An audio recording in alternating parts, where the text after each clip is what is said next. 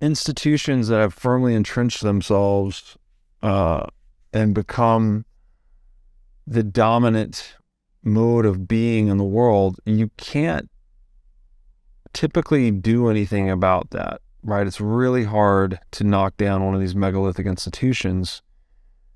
The only thing that seems to do it really well is an unstoppable idea, like an idea that is just, it has to be an idea. So it's bulletproof, right? It permeates people's minds.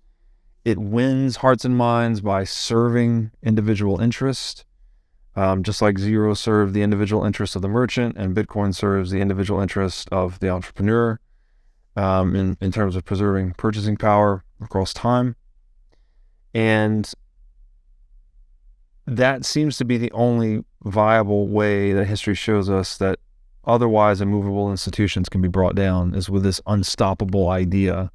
So we don't see it often, but man, when it happens, the world changes a lot.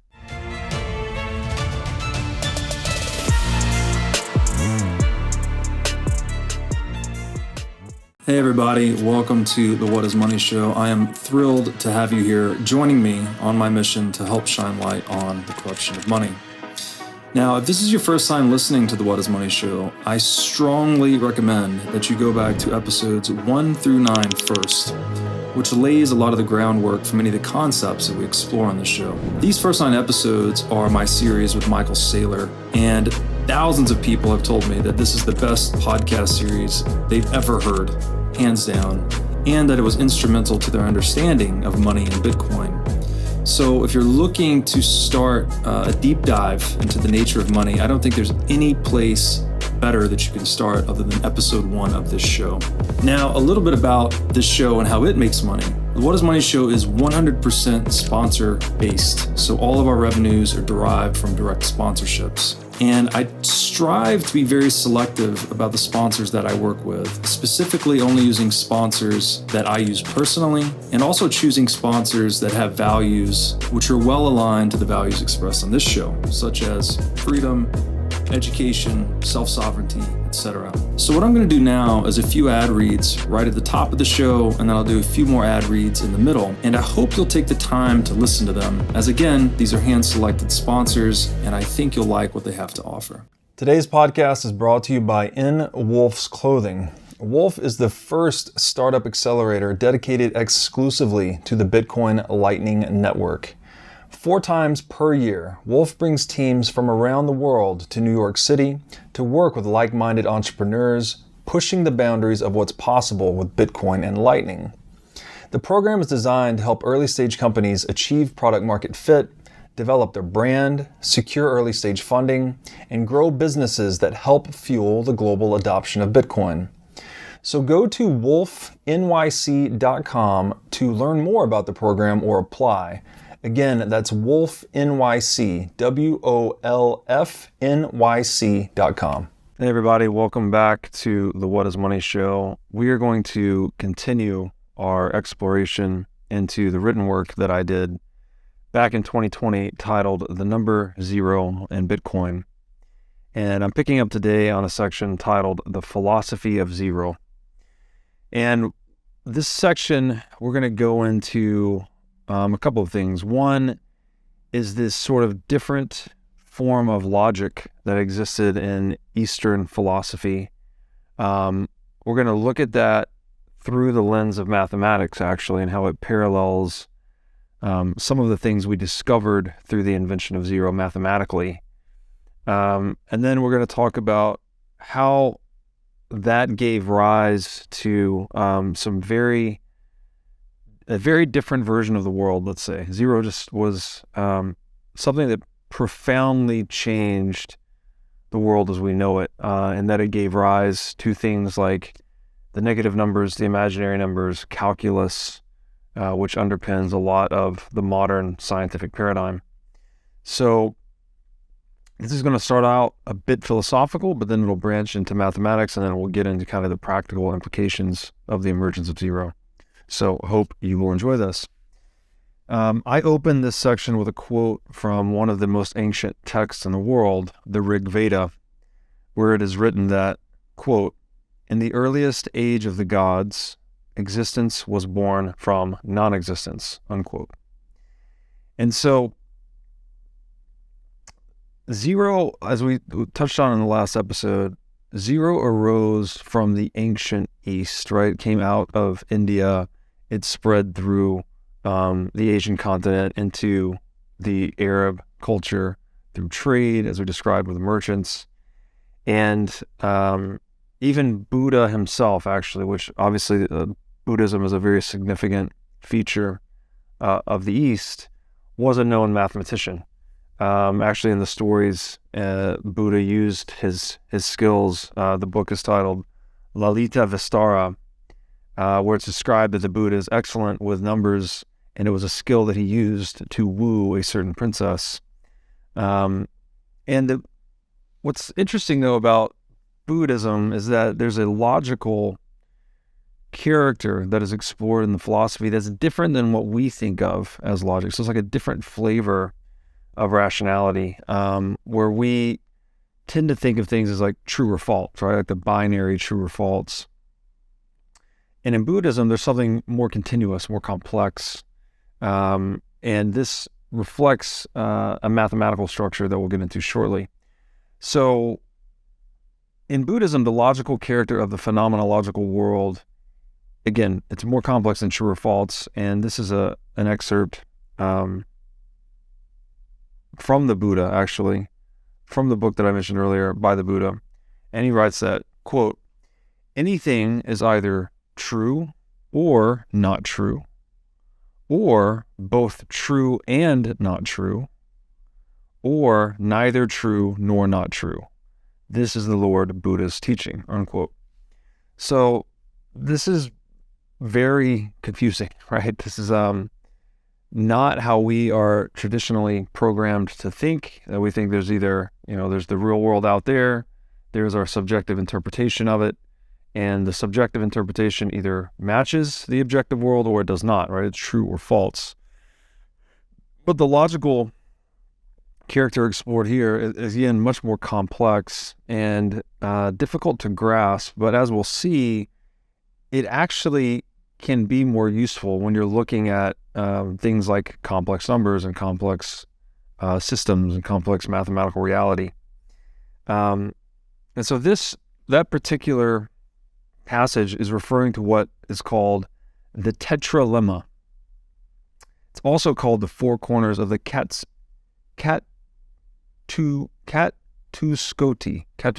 I hope I'm pronouncing that right. And the key to understanding the strangeness of this Eastern logic is the concept of shunya. That's the Hindi word for zero, and it's derived from the Buddhist philosophical concept of Shunyata or Sunyata. And Buddhism, obviously, a very popular practice in Buddhism is meditation. The ultimate goal of meditation is the attainment of enlightenment. And this is said to be found in the state of Nirvana. And Nirvana is equivalent to emptying oneself entirely of all thought, desire, worldly attachment. And it's to experientially enter the void, right? The realm of pure nothingness, the domain of zero, right? The domain of that philosophical or experiential concept of zero. And this is very interesting because, so Nirvana, it's like in this realm where it's this realm of infinite potential, right? It's in the realm of pure nothingness where potential goes to infinity, because as soon as anything is manifest, that means there's necessarily a loss of potential, right? Whatever that thing that has become manifest, it can't possibly be manifested the same way again. So there's like this loss of potential that comes with being itself. And so Nirvana is like this pure realm of non-being or pure emptiness or pure nothingness in which potential goes to infinity, right? Anything is possible when in the realm of pure nothingness. And that is the place meditators are trying to reach, is that domain of pure nothingness. You've detached from thought, from mind, from sensation, from even the breath, right? And now anyone that's practiced like a Vipassana style meditation, which is one I've practiced myself, knows that you typically, to try and diffuse the monkey mind, the chatterbox we all have between the ears, that you actually typically, one of the techniques is to start counting the breaths in and out. I personally say breathing in 1, breathing out 2. I'm sorry, I actually do it this way. Breathing in 2, breathing out 3. I breathe out on odd numbers. And then when I count to 10, so I get to 10, say breathing in 10, and I say breathing out 0, 1, and then I breathe in on 2 again. So I'm breathing in on even numbers, breathing out on odd numbers. And I say that as a way to say something in my internal dialogue such that it prevents me from having other thoughts. Now, this is way easier said than done. It takes a ton of repetition, but for me, that seems to be key, because if I just try to focus, some people will tell you just to focus on sensations or feelings, but my internal dialogue is so active that I actually have to say something else so I don't drift off into another thought. And eventually, when you practice this for a long time, you can kind of get to the point, the first thing I do is drop away the counting. So I just get to the breathing in, breathing out when I'm actually starting to feel myself detach. I'm starting to detach from thought and feeling and becoming more of a sensation of just pure awareness, you might say. And then eventually you might drop the breathing in, breathing out internal dialogue, and you'll just meditate, you'll just breathe, you'll just be present.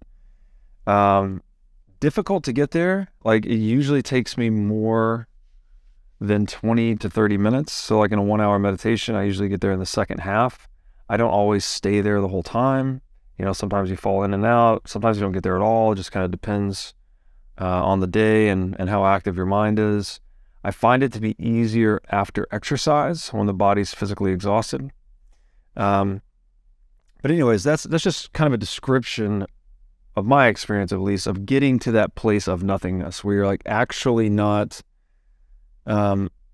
cognitively engaging with the world, right? Your body is just completely relaxed. You are just in a state of pure presence or awareness, and you're just breathing. And you could check out the scientific literature on it, but it has a whole lot of benefits, right? It increases the gray matter of the brain. It's said to help people deal with depression and PTSD and all of these other things. I think it stimulates neurogenesis, which is the growth of new brain cells. So it's not just some kind of woo-woo thing that you're trying to do and spiritually develop yourself. There are real practical biological benefits.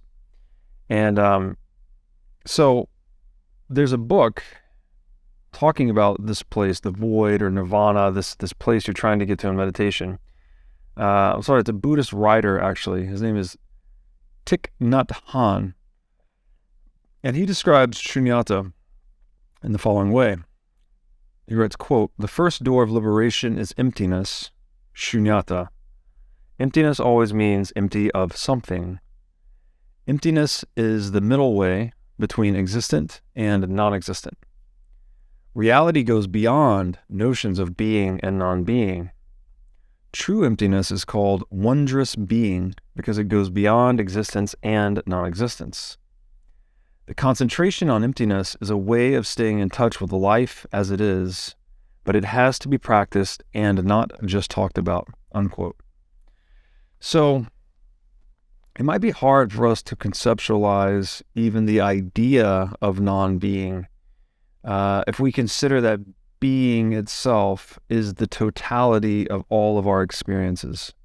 So everything you think, see, touch, smell, hear, remember, fantasize, etc., like any experience you're capable of having, that the composite of all of those experiences is being. There's another domain, which is non-being, right? That the world beyond the experiences that we can possibly have. That alone is very difficult for us to imagine, even the idea of non-being. But this is saying that, true emptiness is beyond that, right? Like reality itself is really beyond both being and non-being. And what he calls here wondrous being, true emptiness itself. And it's beyond both existence and non-existence. And, who knows what this is? I actually just finished a meditation retreat here in Nashville, and a lot of it had to do with focusing on, let's just say it was a secular meditation retreat. So they weren't using a lot of the language of Buddhism or any ancient practice.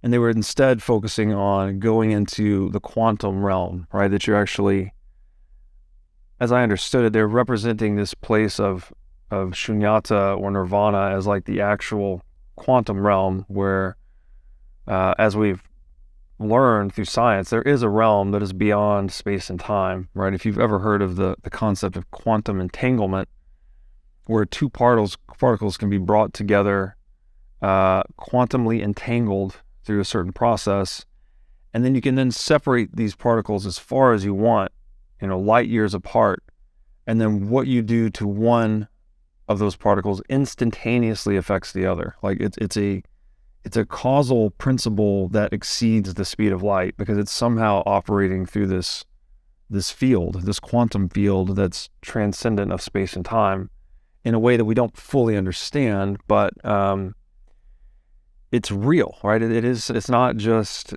again, not just some woo-woo thing that people are meditating and fantasizing into existence. There's real scientific rigor that backs quantum theory, and indeed quantum theory is one of the most robust theories we have in terms of describing reality. So it's interesting to me that this ancient practice, right, of meditation and Buddhism, it was actually keying in on this idea that that science is just now starting to penetrate and grapple with.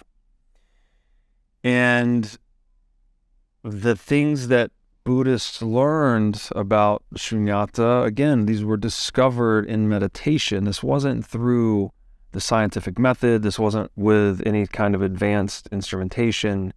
It was just that simple act of sitting with oneself and diffusing the thinking mind and just being, tapping into a deeper substrate of reality, perhaps, that these truths were discovered. And again, back to meditate, like how do we meditate? I described how I like to do it. There's a Buddhist monk here from the ancient Watts that I quote as well, and he writes, quote, "When we meditate, we count. We close our eyes, and we are aware only of where we are in the moment and nothing else. We count, breathing in 1, and we count breathing out 2, and we go on this way. When we stop counting, that is the void, the number 0, the emptiness," unquote. So it is that experience, right? It's the experience of Nirvana or of Shunyata that was inspirational to the development of the number 0. It's as if the realization was had that we needed a symbolic representation of that experience in mathematics, right? In this primary language of nature, that other numeral systems lack. Someone had the idea or took the risk, I guess you might say, to think, each one of these numbers is categorical in a way, right? 1 says, well, there's a single unit of whatever the thing is. 2 would be 2 units, right? 2 objectively circumscribed or describable units of the thing, puts it in the category of 2, 3, 4, so forth. It's a super powerful categorical system because you can use it to apply to almost anything that can be quantified. But what was not obvious, again, like the Greeks thought that you needed, that shape and number were very closely related, which we haven't talked about that yet. We will talk about it. So it was like they were only looking at mathematics in the realm of being itself. They hadn't considered the realm of non-being, much less the realm of wondrous being, which is like beyond being and non-being. And somehow 0 is that, right? It's the category for no categories, which is paradoxical even to say, yet it's something that had to be experienced, I guess, and then someone had to make this like pioneering leap to implement it into a mathematical system to really get mathematics to advance. So it's remarkable to me that,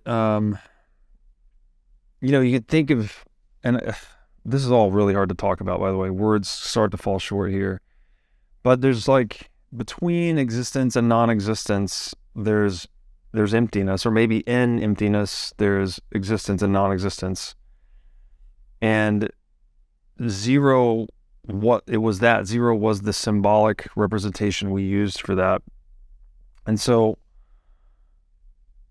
it's interesting because I mentioned that meditation obviously benefits the brain in a number of ways. And as we'll see here, this is a theme we revisit on this show often, that effectively the marketplace in the world is kind of like a global brain, right? Like it's where all of our individual minds are wired together by the price signal, essentially. So as prices move, that's a crystallization and a distillation of all the information relevant to a specific commodity. And it's something we can all act upon. And as we act upon the price, it actually influences the price, right? So if the price of copper goes down and I buy more, well, that's increasing demand for copper. So I'm pushing the price back up through my action. And the composite of everyone acting on a particular commodity in the world is like what moves its price. And so it's interesting to me that in the same way that meditation benefits the individual's mind, right, just by going into that place of nothingness, that somehow the symbolic representation we extracted from that actually gave like the global mind as an update, right? That we developed this new, more sophisticated language in the Hindu-Arabic numeral system that leads to all of these this like cascade of consequences, of positive consequences that, like I mentioned earlier, negative numbers, imaginary numbers, calculus, etc. So it's as if when we pulled zero out of the experiential domain of meditation, it became and implemented it into numeracy. It became like an upgrade for the global mind. So the rough parallel I'm trying to say here is, in the same way meditation benefits the individual mind, the concept of zero that we extracted from meditation also benefits the collective mind. So just kind of an interesting observation. Now I'd like to tell you about our sponsor, iCoin Technology. iCoin has just released a sleek new hardware wallet. Looks like a mini iPhone, a little touch screen and camera on it. The device has no Wi-Fi, no cellular connection, no GPS. It's a strictly physically cold hardware wallet. Like I said, it's got a high-res 3-inch touchscreen. It's got a camera for air gapping the wallet. It's got optional Bluetooth compatibility. And it's really a brand new UI, UX experience for a hardware wallet, making it very accessible, easy to use, not intimidating. And as we always talk about on this show, the only way you can truly own your Bitcoin is by having it in self-custody. So you need a device like iCoin Wallet to truly own your Bitcoin. Go to iCointechnology.com today and use promo code Bitcoin23 for 30% off of this new sleek hardware wallet. Now I'd like to tell you about our sponsor, CrowdHealth. CrowdHealth is a Bitcoin-enabled alternative to legacy health insurance. Now let's face it, legacy health insurance is an absolute scam. Nobody can explain this better than the legendary comedian Chris Rock. Insurance. You got to have some insurance. You got to. There's an insurance. They shouldn't even call it insurance. They should just call it in case shit. And I give a company some money in case shit happens. Now, if shit don't happen, shouldn't I get my money back? So with CrowdHealth, instead of just paying premiums that you'll never see again, you can hold part of this pool of savings in dollars and in Bitcoin through CrowdHealth. And when you have a health event, you can draw against this pool of communal savings. So go to joincrowdhealth.com/breedlove to learn more or sign up. Now I'd like to tell you about our sponsor, Wasabi Wallet. With Wasabi Wallet, you can receive, send, and store Bitcoin privately. In Wasabi Wallet, your transaction history and wallet balance are completely hidden. Wasabi Wallet is easy to use, all of its privacy features are built in by default, and it works with any amount of Bitcoin. Wasabi users can make CoinJoin transactions together with BTC Pay server users or Trezor Suite users. For BTC Pay server users, they can make payments directly inside of a CoinJoin, and for Trezor Suite users, you can make CoinJoins directly on a hardware wallet. These features result in fee savings and security improvements for both sets of users. So go to wasabiwallet.io today to download the state-of-the-art Bitcoin privacy wallet. So we could say that being discovered in this spiritual state, zero is, there's a spiritual element to it, or perhaps you could just say philosophical, right? That depending on, or even religious, right? Depending on your interpretation of Buddhism. And actually in the East, they don't make as much, the point of distinction between religion and philosophy is much more subtle than in the West, right? Where we talk about religion as something very distinct from philosophy. So zero is, because it came out of the East, it is this kind of like religious, philosophical artifact that came through the practice of meditation. Yet it has these, despite it being philosophical or theological, it is profoundly practical in its implications and its utility, et cetera, et cetera. And so to start giving you an idea of those practical consequences, I want to shift into the mathematics of zero. And as we described earlier, when you initially have just numbers, right? 1 through infinity. But with the introduction of zero, the idea of nothing as a number, right? It's rather than only numbers of existence or something being a number or a numeral, zero is the first nothing as a numeral, effectively. And one of the first implications of that, by putting the zero behind the positive number line, is, well, what happens when I have x plus 5 equals 2, right? You can't solve that. That used to be like an unsolvable equation when you don't have zero. But once you introduce zero, you realize that, you could actually, we already went below 1. So what goes below 0? And once you start going below 0, you get into the domain of the negative numbers, which is basically this perfect reflection of the positive numbers cast across 0, right? You start going backwards, 0, -1, -2, etc. And one of the first implications of that, once you get that -1, is this question of, well, what is the square root of -1? You can't get a square root of -1 because when you multiply two negative numbers together, it's always a positive answer. So mathematicians wrestled with this for a long time. They thought it made no sense, almost like zero itself, that the answer was not obvious. And ultimately, I think it was Descartes that started describing them as imaginary numbers, right? So the square root of -1 equals I, lowercase I, and that denoted an imaginary number, which meant it's not a number in the real number plane. But it is somehow a number because it's the solution to an arithmetic operation, even though the answer is not necessarily a number. So it kind of made this leap, right? Just like we made the leap into zero itself, and said that, okay, maybe there are certain numbers that just aren't real, and we're just going to call them imaginary.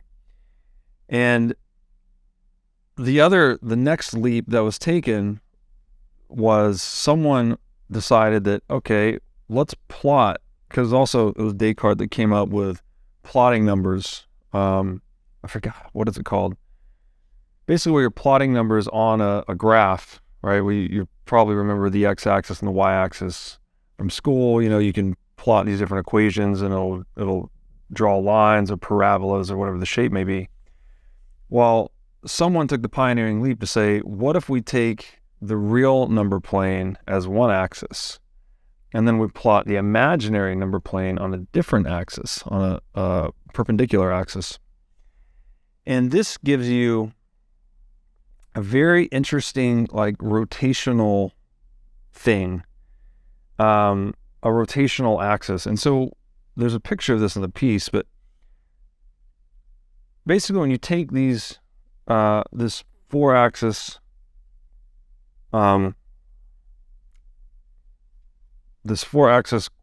structure, and you start to say, what are the answers to, and this is where you see the paradoxical nature of the imaginary I.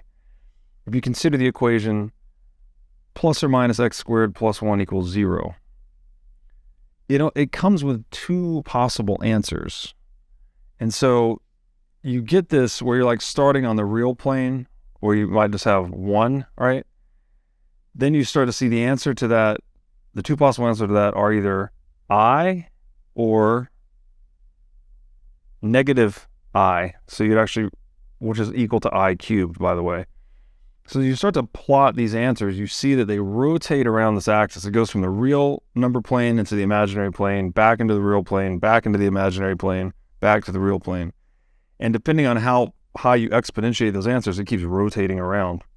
So it's a very strange mathematical structure, and it's reminiscent of that Buddhist tetralemma that we mentioned earlier, right? That everything is, it's either true or not true, or both true and not true, or neither true nor not true. Because each one of these formulas, and they're mentioned in the piece, but it's plus or minus x squared plus 1 equals 0, plus or minus x cubed plus 1 equals 0. And you can exponentiate x higher to keep rotating around. Those answers, right? So they're basically a reflection of that tetralemma, because you have one answer that's true, which is 1. You have one that is not true, which is I. You have one that is both true and not true, and that it could be -1 or I squared, right? So -1's a real number, I squared is not, it's on the complex plane. Or one that's neither true nor not true, which would be -I or I cubed. These are both on the complex plane, the imaginary plane. So it was just a weird, it's strange, again, how Buddhist intuition or meditation perhaps discovered this strange logic of where imaginary numbers meet real numbers centuries and centuries before mathematicians ever figured this out. And so it's like a weird justification of Buddhism, and that you start to see similar, you see these structural parallels between kind of like a meditative intuition and then like a mathematical structure that emerged centuries later. And so it's a more, again, it's hard to say that one form of logic and this like binary yes-no logic, is that more true or more useful than this more continuous form of logic? I kind of think of it as like wet code versus dry code, which is the term that Nick Szabo has used before, in that there are certain things that you can code into a binary computer system, just using ones and zeros, right? Like, was the stock price of Apple above or below $1,000 on May 24th, 2017? Something like that, right? It's just a yes or no answer. But there are many things in reality that you can't code that way, right? It's things that are just more subjective or aesthetic even. Was the president's State of the Union delivery inspiring, right? You can't really give a yes or no. That's going to be opinion driven. It's more of a wet code type thing. So, but it's not entirely subjective either, because it's still, there's like a mathematical premise to it. And you hear this, this black and white, yes, true or not true. You see this a lot in Aristotelian logic, which we're going to get into. That was like, that underpinned the power base of the medieval church. And this whole idea, like once you introduce zero, you get this more continuous form of fluid logic. It sort of undermines the black, or maybe not undermines, but at least provides another viewpoint to the black and white binary logic. You get this more continuous form of logic. And you see this in language and when we communicate with one another, when people say things, like the example I use in the piece, is that, so again, binary, like black or white, right? True or false. This continuous logic is kind of like the shades of gray in between. And you hear people speak this way when they say things like, well, she wasn't unattractive. What does that mean, right? Does that mean she wasn't unattractive? You're saying she's somewhere between attractive and not attractive, but you're not really specifying where. So there's like this ambivalence, right? And oftentimes that's just a more accurate assessment of the reality of the situation, right? It's not like someone just either is attractive or not attractive. There's all these different factors and whatnot going into it. So this other form of logic is just something, it's useful in its own right. It doesn't mean that it's better or worse than binary logic, but it's definitely useful in different contexts. Now, looking back at that, the rotational axis we just described is going between the real and the complex number planes. Someone eventually figured out that if you scaled this axis up into the third dimension, right? So we have dimension 1, real numbers, dimension 2, imaginary numbers. What's orthogonal to that, right? So if you imagine that like laying on a sheet of paper and you came off of that rotational system into the third dimension, if you will, what results? And the three-dimensional model that arises from this is called the Riemann sphere, named after the mathematician Riemann. And in this sphere, very kind of difficult to describe. I can't articulate the mathematics besides this, but essentially the sphere comes off the page, and at the very peak of the sphere, the opposite pole from zero, where zero is the base, at the opposite pole of the Riemann sphere, you find zero's twin, which is infinity. And these, like, depending on how you're running the calculation, the answer to the equations giving rise to the Riemann sphere can flip between 0 and infinity in just one flash of mathematical permutation. So zero basically implied the existence of infinity. Like, once you accepted that zero was a necessary and useful part of a numeral system, if infinity became an inescapable outcome of that. Because of this structure, this Riemann sphere. And now that was also an affront to Aristotelian logic, which we'll get into, that there was not, infinity was considered to be kind of heretical because there was, God was the prime mover. He moved this whole little finite universe, and there was nothing beyond the prime mover. But infinity implies that it goes on and on and on forever and ever. So this is like, you could maybe say that these are like the twin polarities of yin and yang or something, that you have zero, this absolute unchangeable thing, and then it implies infinity. And this whole notion would come to challenge the philosophical basis that the medieval church was built upon, right? When it actually was using the Aristotelian logic and story to convert people to its cause, this whole mathematical structure coming to being was a challenge to that. And we'll get into this more soon, but I want to read a quote here from Charles Seif, which is author of Zero, Biography of a Dangerous Idea, because I think he just brilliantly describes this relationship between zero and infinity. He wrote that, quote, "Zero and infinity always looked suspiciously alike. Multiply zero by anything and you get zero. Multiply infinity by anything and you get infinity. Dividing a number by zero yields infinity. Dividing a number by infinity yields zero. Adding zero to a number leaves it unchanged. Adding a number to infinity leaves infinity unchanged." So if we go back to the Eastern philosophical perspective, this relationship between zero and infinity, again, makes sense. Because as we said, it's only in that nirvana state, that place of absolute nothingness,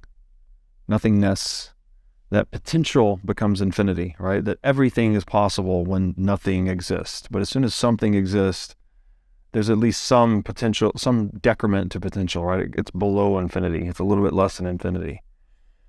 And so this idea, this, again, mathematical idea that, well, zero implies the existence of infinity, like it was already presupposed or was already existent in Buddhist philosophy or logic.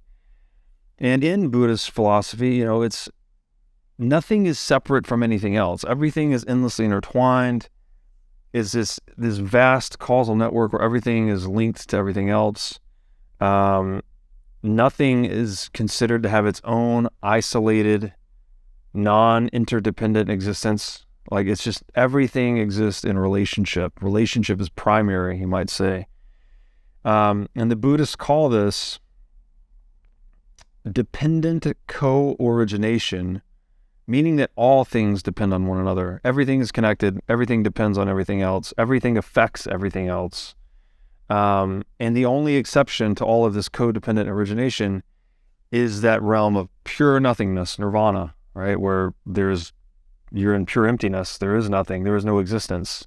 It's beyond the realm of existence. So, and that was the pathway. That was what Buddhism, that was the aim of Buddhism, right? Was to enter nirvana and attain enlightenment, just by entering that realm of pure emptiness. So, it's fascinating. It's just it's the ultimate spiritual goal of Buddhism, right? Is nirvana, and you attain it by entering the void through meditation. And this was just, I don't know, where did this pursuit even come from? How did people think this up originally? I don't know. Yet we got this profoundly practical thing out of meditation. I'm sure we've received many things, many benefits across time, many different people. But to find like this cornerstone to the language of mathematics itself and meditation is just, I don't know, I find it to be quite mind-blowing. And there are ancient Buddhist texts that say the truly absolute and the truly free must be nothingness. So in this way, again, to be truly absolute, meaning like unchanging, and to be truly free, as in the maximization of potential, or infinite potential would be like truly free. Like, it must be born from pure nothingness. So zero was like the discovery of nothingness, codified into mathematics. It's like we touched this latent quality of reality that's not obvious in regular experience, where we're just trying to, count things and eat and build shelter and survive. And it's a discovery that proves to be emancipating for mankind in many ways, and that it led us into the modern scientific paradigm, really through the invention of calculus, which we'll get into shortly. But and ultimately, the realm we live in today, the age of zeros and ones, the digital age, this is all only possible with a Hindu-Arabic zero-based numeral system. And so I like to describe zero as this source of liberation that was discovered deep in meditation.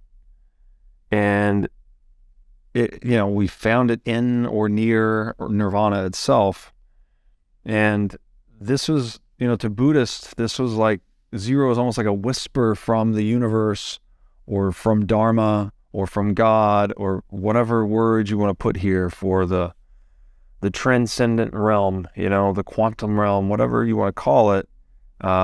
Words just don't do justice when we get into the domain of the divine, typically. And, somewhat paradoxically, if you consider that zero was a whisper from God, that's the term I like to use, is like the word for the truth that is beyond words.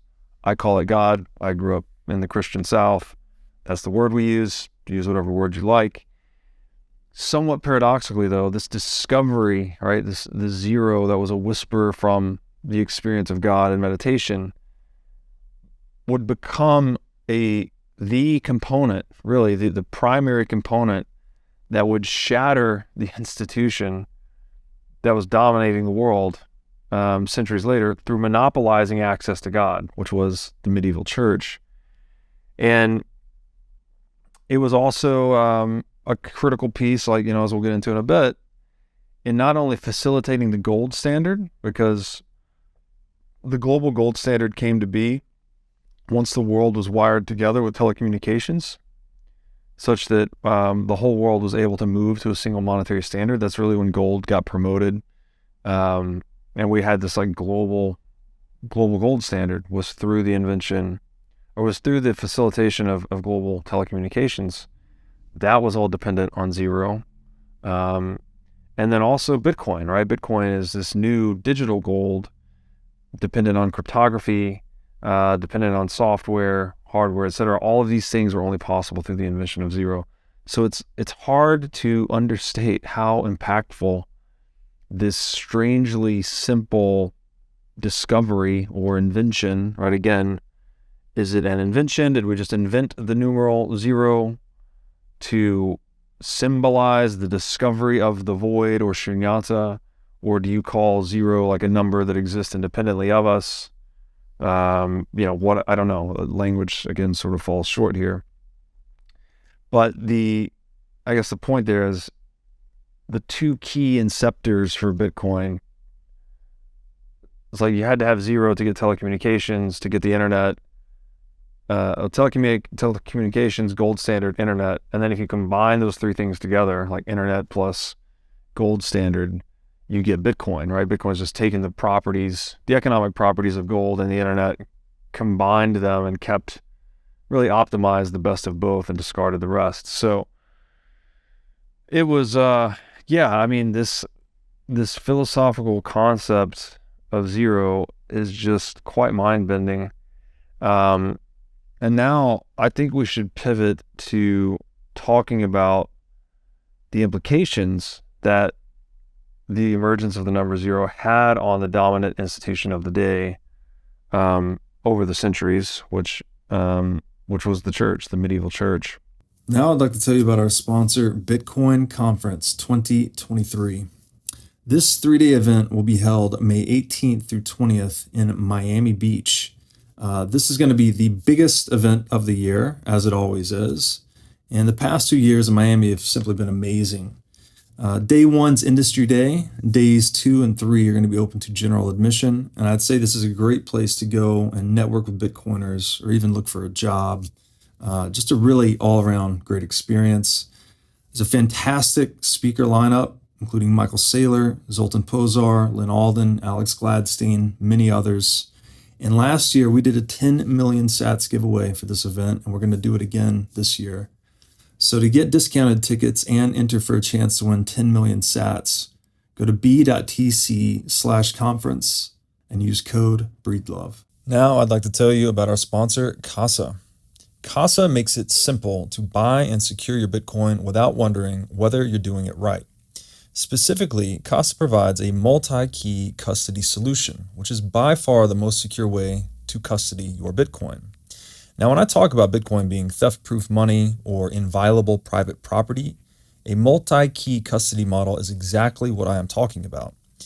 Using multiple keys lets you maintain full control of your Bitcoin while also giving you redundancy in case you lose one of the keys. It's also the best way to secure your Bitcoin for inheritance planning purposes.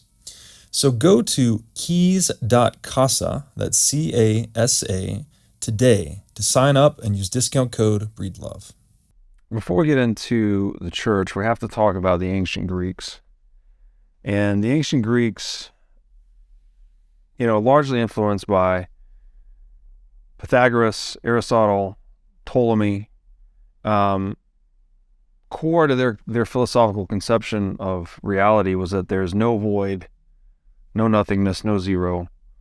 And the Greeks, and they thought this way because they had inherited their notion of mathematics from the ancient Egyptians.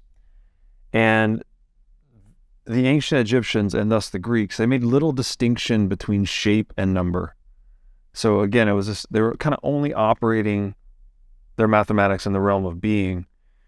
And this is something we still have embedded in our mathematics today. When we say something like 2 squared, right? What does that actually mean? It means you're taking a line, right, that's 2 units long, and you're converting it into a square. You're multiplying it by itself. So 2 times 2 equals 4. When you square a line that has side 2, you get a square with area 4, right? 2 times 2 is 4. So there, that's just kind of like a vestige of that old way of thinking about shape and number being the same thing. And that's also what prevented them from understanding that 0 was a number, because what is the shape of 0? Like, nothingness doesn't have a shape. And so how could, I guess that gives you some appreciation that if you think shape and number are the same thing, you would obviously have this blind spot to 0. It just would be very hard to conceive of something, a non-shaped number, when you've taken shape and number to be sort of the same thing. And so the Greeks, they really believed numbers had to be visible to be real, whereas the ancient Indians, as we mentioned earlier, they perceived numbers as more of this intrinsic part of a latent, invisible reality, separate from our conception of them. So that the numbers do exist independent of numerals, whereas the Greeks thought they were more like the same thing, right? Like you had to see the number to make the numeral real. And so we look at the work of Pythagoras. Really, he was a cult leader, actually. And the Pythagorean cult, their symbol was the pentagram, so the 5-pointed star. And in this sacred shape, it contained the key to their view of the universe, which was the golden ratio. This is considered to be the most beautiful number. You've probably seen this. It's often referred to as the Fibonacci sequence. You get it by basically taking a square of a certain a rectangle of a certain size, and then you expand it out by a certain proportion that's roughly like 1/3 larger. What is the mathematical operation here? So you get 1/1 equals 1, 2/1 equals 2, 3/2 equals 1.5, 5/3 equals 1.66, 8/5 equals 1.6, 13/8 equals 1.625, and it converges on this number, which is 1.618. And this is something you see, typically in the Nautilus shell is the common example. It was considered to be the most beautiful number. Again, kind of like the pinnacle of this relationship between shape and number. It's this spiral that's encoded into many forms of nature. The way ferns grow, they grow at this angle. We didn't know this at the time, but centuries later we would discover the double helix of DNA exhibits this curve. The spiral arms of galaxies exhibit this curve. It's like the very strange mathematical proportion that's encoded in nature at different scales. And so the Greeks started to use this and embed this into their architecture, right? So if you look at the Parthenon building, it's constructed in accordance with the golden ratio. And it was thought to be, very aesthetically pleasing. Oh, also like the ratio, the proportionality of a face. The closer it is to that golden ratio, the more attractive people tend to be judged as. And so, pineapples, like there's just so many things. You could just Google the golden ratio and look at some images. Like it's in everything. It's really, really mind blowing. And it was considered, like for this reason, it was almost a divine number in a way, that they considered this proportionality in the golden ratio as like a window into the transcendent. a window into beauty as such, something that was like his soul sustaining, that was just so intrinsically rewarding, that it was embedded in nature at every scale, and such that the Greeks try to embed it in their art, their music, their architecture, etc. And so there's an image in the piece, you could check it out. It shows the Nautilus shell, the Parthenon, how the ratio is calculated geometrically. It also applied, I mentioned this, to music. When musicians would, in musical harmonics, they would get what's called a perfect fifth. And that was, it was considered to be one of the most evocative musical tones that you could create. And that too was based on the golden ratio.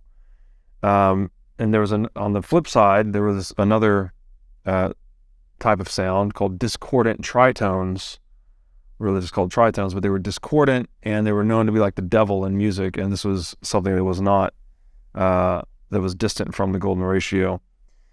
And so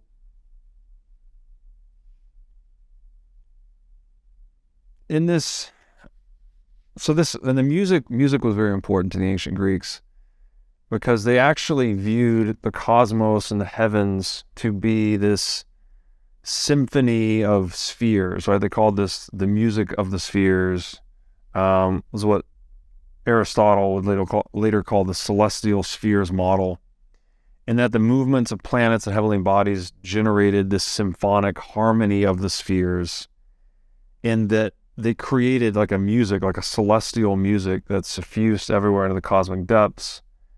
And that it's like everything was ratio, right? Like the ratio was permeating the entire universe. That's why everything was shaped not everything, but many things were shaped according to the golden ratio.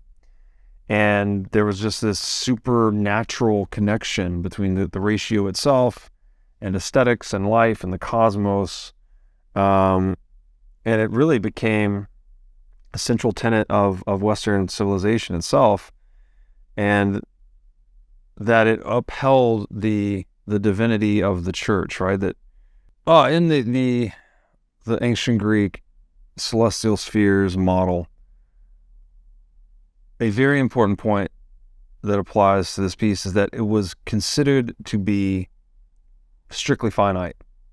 So there was a outermost sphere that was like the edge of all reality, and then at the smallest scale were atoms, right? And below that atomic surface there was nothing, there was no void. So beyond the outermost celestial shell there was nothing, right? The prime mover was God that moved the outer sheet, and there was nothing below the the atomic surface.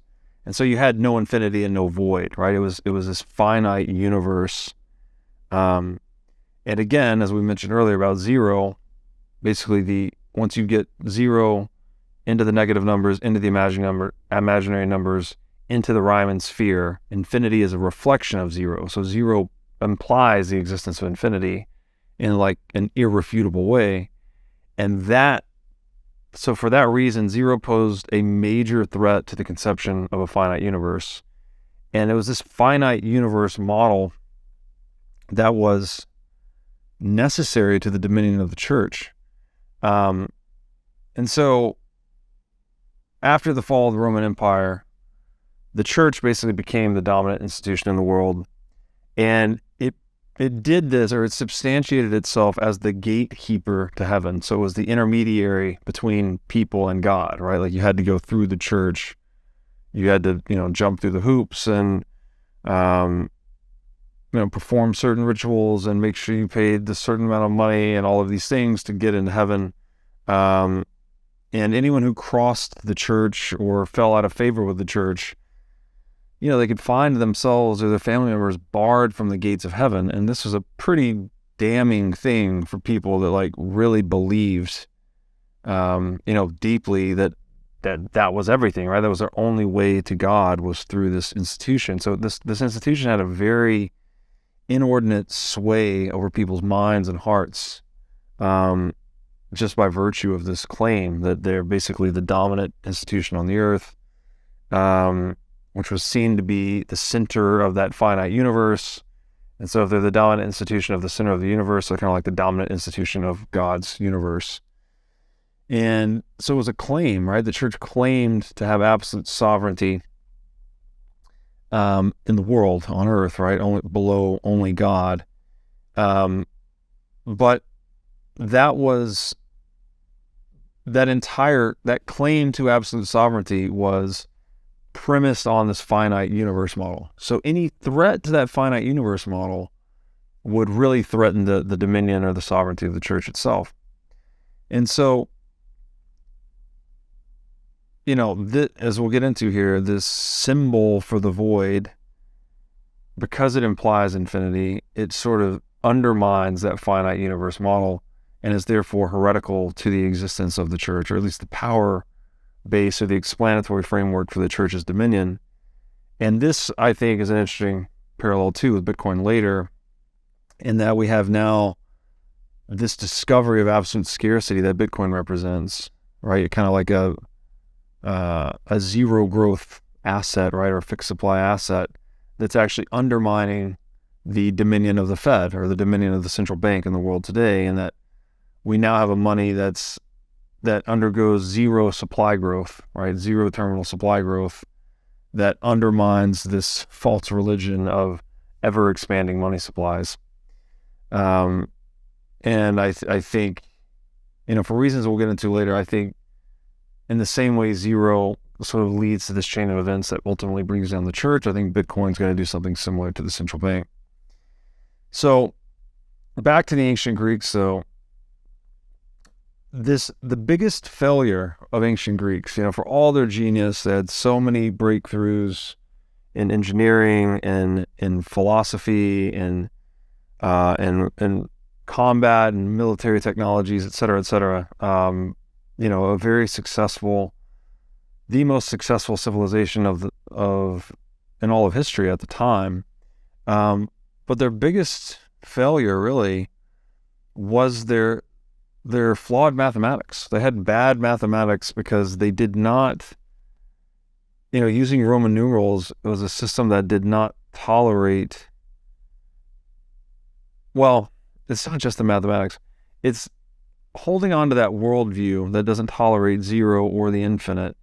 And it's hard to say, is that because of the mathematics not understanding zero, or is it because of their worldview that they would not admit zero as a number? Again, they closely related shape and number, so it's sort of understandable that they had misconceived the idea of number itself as being, it had to be shape, it had to be something. But suffice it to say, their inability to discover zero prevented them from figuring out things like calculus, right? And differential equations and all these other advanced mathematical concepts. And so core to this flawed belief system of theirs was what I just mentioned earlier, that you had, the cosmic worldview was this sphere. The earth is the center. You can't go below the surface of the atom. You can't go above the surface of the outermost cosmic sphere. And they basically considered the universe to be like this macrocosmic atom, where you had stars winking down towards the core, which is Earth, and atoms constituted everything inside of it. But there was a limit, right? You couldn't go beyond, you couldn't go below. And so with nothing conceived to be below and nothing conceived to be above, there's no infinity, there's no void. So this was very much like, it inhibited the progress, basically, of ancient Greeks, because they couldn't discover a better form of mathematics to figure out these other things. So it was Aristotle's interpretation of this finite model, with refinements from Ptolemy as well, that was used as the ideological foundation for the church's power on earth, right? So the church is the dominant institution, the cosmic core, which is Earth, and therefore the dominant institution of the universe.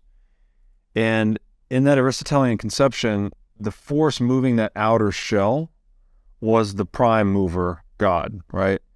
And then all of we talked earlier about the harmony of the spheres, or the cosmic music that was suffused into the universe. That movement drove the music or the motions down into God moving that outer sheet, drove the music or movements down into the universe. And that was considered the official interpretation of divine will being expressed, that God was moving that outer sheet and that it was permeating down into existence, right? And that's what was driving God's will in life, right? For every individual. And as Christianity was sweeping through the West at this time, this was the explanatory framework that the church was using to proselytize and convert people, was this exact description. And all of that was based on that Aristotelian interpretation of the finite universe. And to object to that, right, to say that, oh, maybe there is a void or there is an infinity, or to otherwise object to that in any way, it was eventually considered to be an objection to the existence of God himself, and therefore the dominion of the church. So it was not, you couldn't talk about it, right? It was heretical to even talk about the idea that that model might be wrong. Yet, at the same time, we had this Hindu-Arabic numeral system proliferating due to its superior utility that we described earlier. And so infinity is kind of like, it's being actualized by the same logic that was like seeking to undermine it. And that, Aristotelian logic was also, there's a rigorous component to it. So mathematics is a very rigorous expression of that. And when you rigorously deduce that infinity is basically a reflection of zero, that you start to see this contradiction emerge. And like you're saying, there's one interpretation of Aristotle's model of the universe that it's strictly finite, no infinity, no void, yet there's this other mathematical interpretation saying, well, there's definitely a zero and there's definitely an infinity. So you have this clash, right? And this built tension over time, and by the 13th century, some bishops began calling assemblies to question whether these Aristotelian doctrines went against the omnipotence of God, asking questions like, can God move the heavens or that macrocosmic atom in a straight line? Because if he could, then he'd be moving it would leave behind a vacuum, right? So, and into what is it moving? If there's no infinity, there's nothing beyond the shell, well, then God can move the thing, but what is he moving it into? And if he can't move the thing, then he's not omnipotent. So you started having these weird like breakdowns. And so there's that either implied, right, like the existence of the vacuum, which some would interpret as the void, or moving it into infinity as that shell is moved, or it implies that God's not omnipotent. So there's like this irreconcilable thing that caused the Aristotelian model to kind of break or start to break under its own weight. And although the church would continue to cling to this view for centuries and in very brutal ways, right? It was burning books, burning Protestants alive, all kinds of horrible things. It was really zero as this kind of unstoppable idea, right? That you just couldn't argue with the utility of the thing, that really marked the beginning of the end for the domineering and oppressive institution called the medieval church. And if you started to take that idea seriously, right, that there was an infinity and there was a void, well, if the universe is infinite, that means there's at least a lot of planets. And many of those are likely to have their own churches. Like, again, you switch from this model where Earth is center of the universe and the only populated planet in the world to this idea of an infinite universe. You've gone from finite to an infinite universe. And that just undermines the church's claim to absolute sovereignty in the universe. So there was this like this perception in the minds of people that the church was just becoming less powerful as a result of this nascent mathematical framework. And if the Earth's no longer the center of the universe, then how could the church have universal dominion, right? Like this major perspectival shift. And so I think this foreshadows the invention of Bitcoins later, but zero ultimately becomes the idea that breaks the church's grip on humanity. Again, just a discovery, right? Just a very practical psychotechnological discovery that breaks the institutional dominion of the church, much like Bitcoin is, it's an invention, but I think it also represents the discovery, the one-time discovery of this immovable money supply or unchangeable money supply, and that's breaking the institutional grip of the central bank, which depends on the exact opposite, right? Just like the church depended on a finite universe, but zero implied an infinite universe, and that broke its institutional and ideological dominion. You've got the institutional and ideological dominion of the central bank premised on an ever-expanding money supply. And what do we get? We get Satoshi giving us this money supply that cannot be expanded. So it's like it's a strange inversion, and it's like maybe if I'm right about this, that Bitcoin's like an echo of history, right? It's like an echo of the discovery of zero, representing like the discovery of nothing that begins to change everything. And so I'll read a quote here from the piece I wrote, that zero was the smooth stone slung into the face of Goliath, a death stroke to the dominion of the church. Felled by an unstoppable idea, the suppressive institution's fall from grace would make way for the rise of the nation state, the dominant institutional model in modernity. So, yeah, it's institutions that have firmly entrenched themselves and become the dominant mode of being in the world. You can't typically do anything about that, right? It's really hard to knock down one of these megalithic institutions. The only thing that seems to do it really well is an unstoppable idea, like an idea that is it has to be an idea. So it's bulletproof, right? It just permeates people's minds.